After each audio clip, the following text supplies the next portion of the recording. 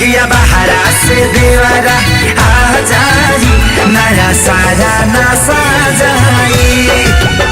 जहिया बहरा से देवरा आ जाई नया सारा नशा जाई।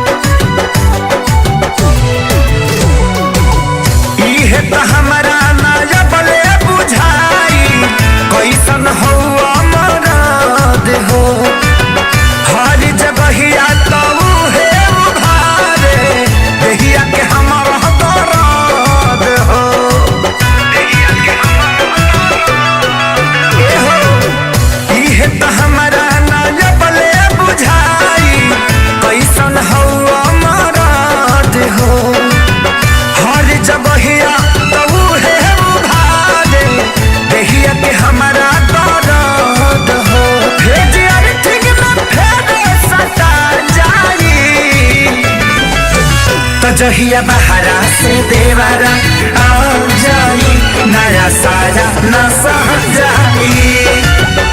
जहिया बहरा से देवरा आ जाई नया सारा नशा जाई।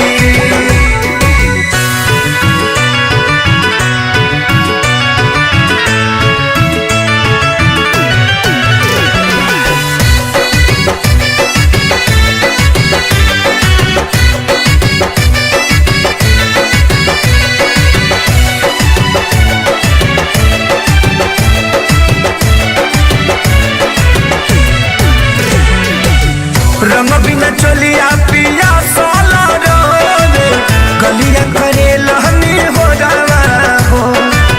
तोहरा बिना सुना कुंदन खेसारी भारे न दोसरा के कोरवा हो।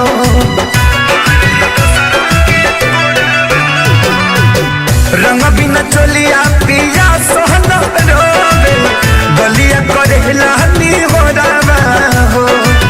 तोहरा बिना सुना कुंदन खेसारी भारी न दोसरा के कोरावा हो। हम तरोड़ सुनू मजा पा जाए। तो जहिया बहरा से देवरा आ जाई नया सारा नशा जाई। तो जहिया बहरा से देवरा